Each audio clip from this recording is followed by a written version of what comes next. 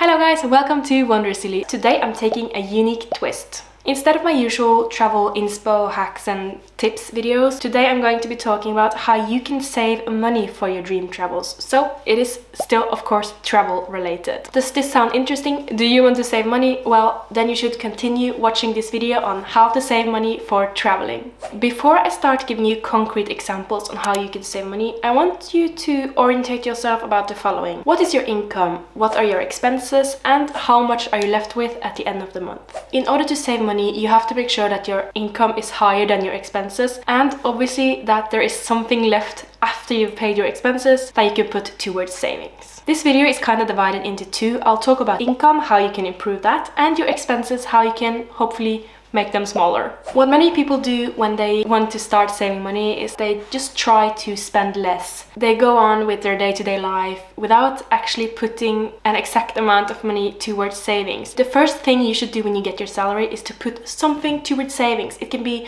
$1, euro or pounds or whatever you're using, $1 or $100 or however much you can.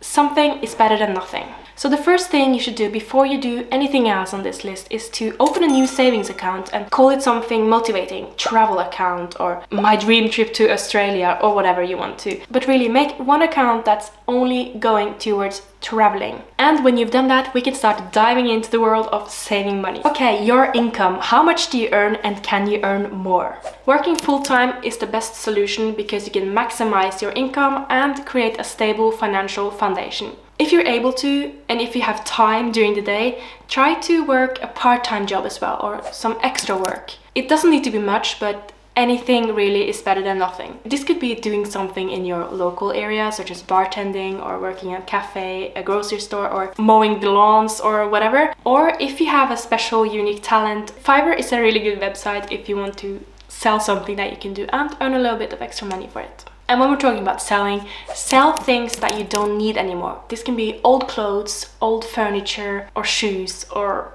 cups, plates, whatever. Sell what you don't use. If it has been standing in your closet or your cupboard for more than 1 year and you haven't used it once, what are really the chances that you are going to use it ever again? Marie Kondo is great for this. She is really good at explaining why you should only keep the things that sparks joy in you. And when you look around, there are just so many things that don't really spark that much joy. Maybe you can sell some of it. It's time to look at your expenses, fixed costs and variable costs. Don't worry, this is not another math lesson at school where you have to memorize difficult technical terms. Fixed costs are the same each month. Let's say your bills, mortgage, insurance, rental, your Netflix, your sports membership.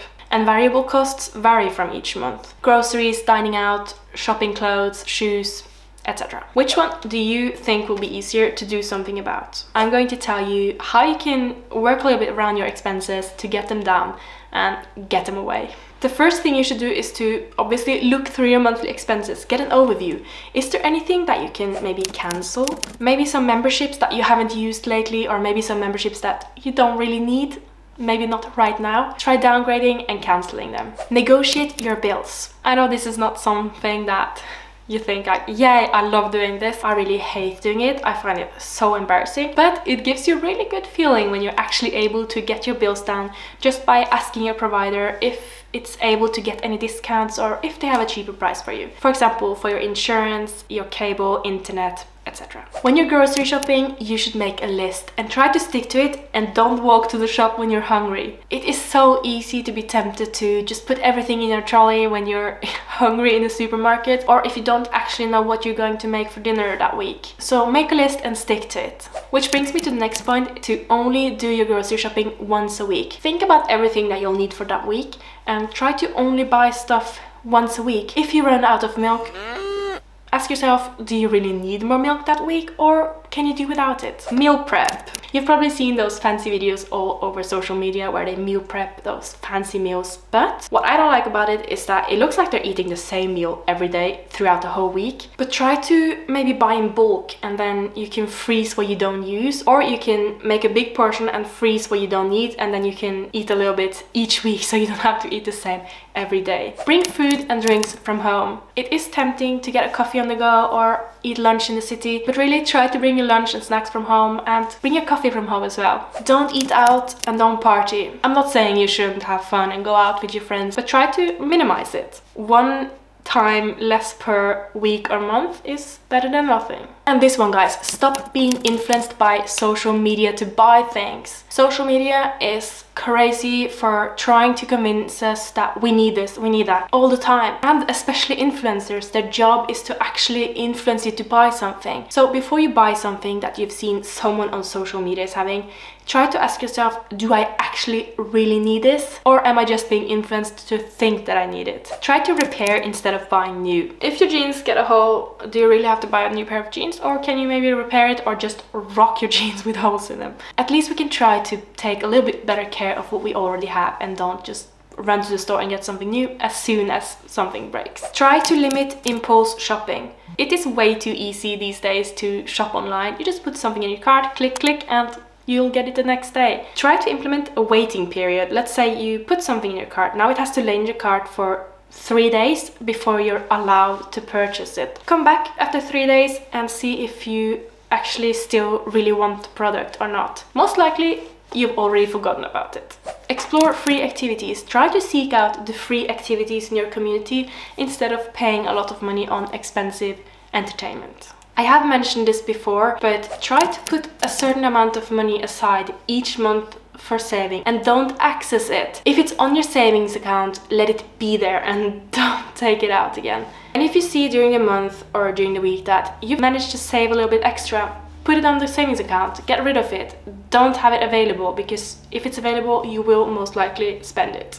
You can also make an automatic savings transfer for each day or each time you tap your card. A small amount of money goes straight into your savings account without you even noticing it. Okay, take advantage of cashback and reward programs. Save up money, points, or whatever you can and use it towards traveling. This is typical for airline credit cards or grocery store memberships. Take advantage of them and don't be afraid to sign up. Comparing shopping. Before you make a purchase, after you've waited those 3 days, as we talked about earlier, right? Try to compare prices, see if you can get the product cheaper somewhere else. And you can potentially save a little bit of money. Carpooling or public transportation. Leave your car, take your bicycle or the bus or the train. That is normally cheaper than taking your car. Try to limit your credit card usage. It is easy to spend more than you have when you use your credit card. So leave your credit card in the back of your wallet and use your debit cards instead. Educate yourself about personal finance. You've already started doing that by watching this video, which I hope that you liked. If you did, please give it a thumbs up and subscribe to my channel. Anyway, invest time in it and try to understand it and be interested. Make sure you know what you're spending, how much you're getting, and try to actually put an effort to save as much money as you can. You're at the end of this video now, and if you've done all the steps or if you've gone through all the steps, what now? The last thing that you should do, and maybe the most important, is to create a budget and stick to it. Stick to it, stick to it, stick to it. I can't say it enough. If something is out of your budget, don't get it. Stick to your budget and try as much as you can to put a little bit towards savings. I can't say it enough. Put a little bit towards savings each month and it will get you a long way, hopefully. And let me just be clear, it will be different to each person, how much you earn, how much you can save, and maybe not all of these points are for you, but hopefully some of these points will help you save a little bit.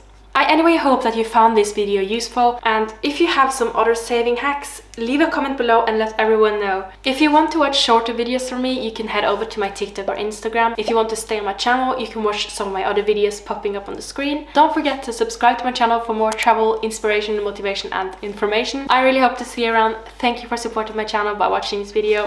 Bye bye!